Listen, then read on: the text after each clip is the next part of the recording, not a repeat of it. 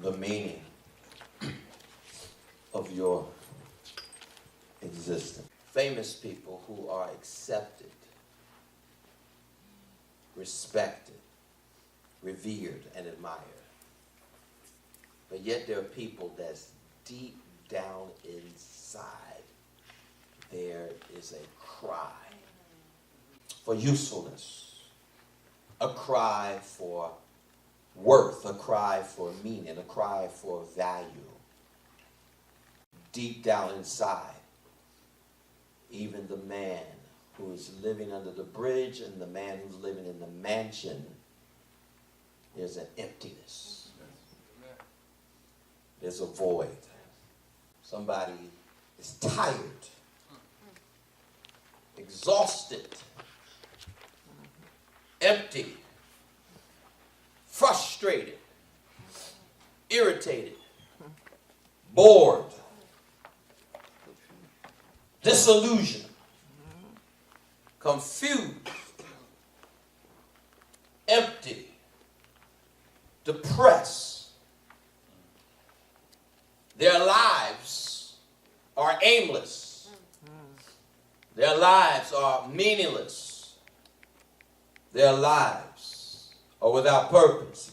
Day after day, they go on a confusion, pretending and living up to an identity that they're not, and a reputation that is different from their true selves. Whether they be brown, yellow, red, white, dark, light, you and I are pulled by destiny.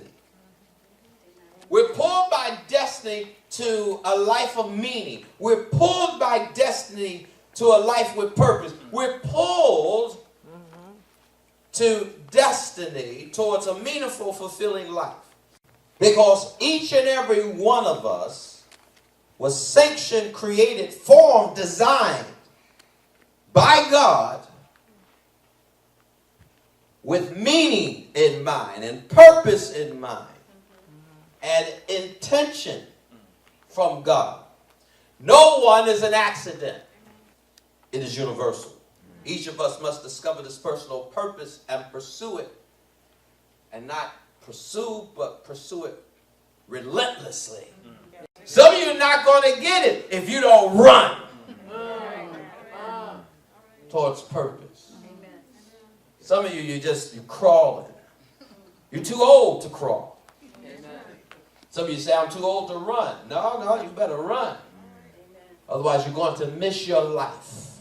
It is universal. It is the need for personal meaning and satisfaction, which is universal, that each of us must discover this personal purpose and pursue it with all of our might, or we will fail to live a rich, whole, meaningful life. People accumulate material things, but yet are empty. Get big houses, but empty. Have more, the average person has more than one vehicle that they have access to, but yet empty.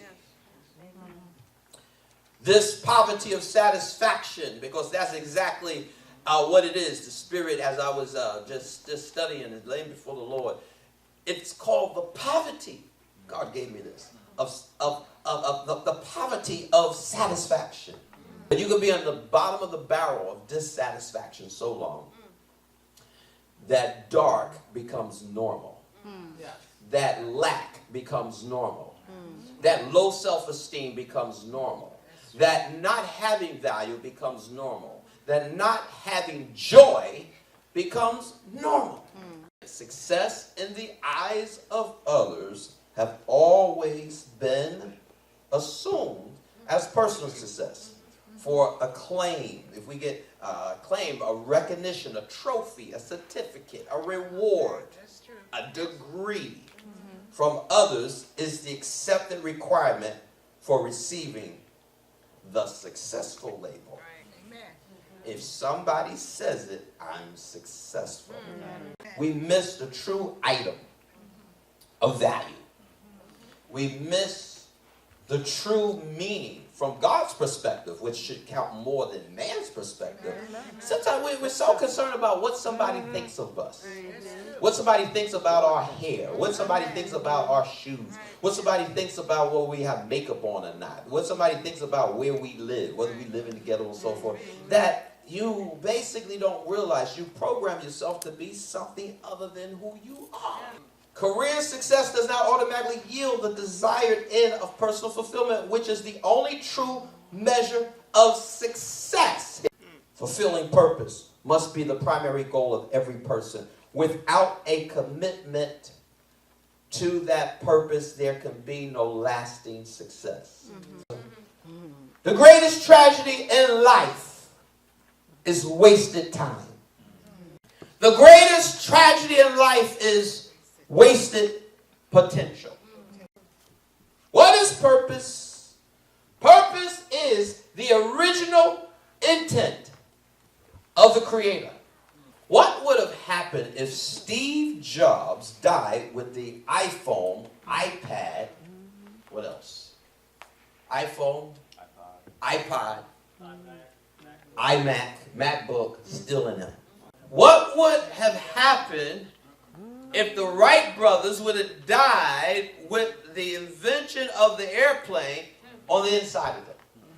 What would have happened if Henry Ford would have died with the Model T, Ford, on the inside of them? What would have happened if Prince would have died with Purple Rain on the inside of him? What would have happened if Michelangelo would have died with the Sistine Chapel still on the inside of him? What would have happened? Think about this. If Mr. Garrett did not invent the traffic light, I got a question for you.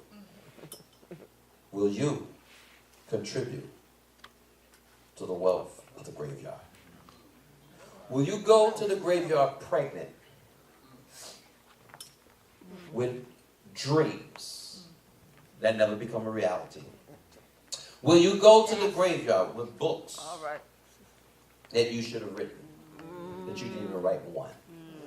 Will you go to the graveyard pregnant that you have helped somebody to make $1 million but never got to save $10,000 in your own bank account? Will you go to the graveyard pregnant with an idea? Will you go to the graveyard with a song that you were supposed to write or sing?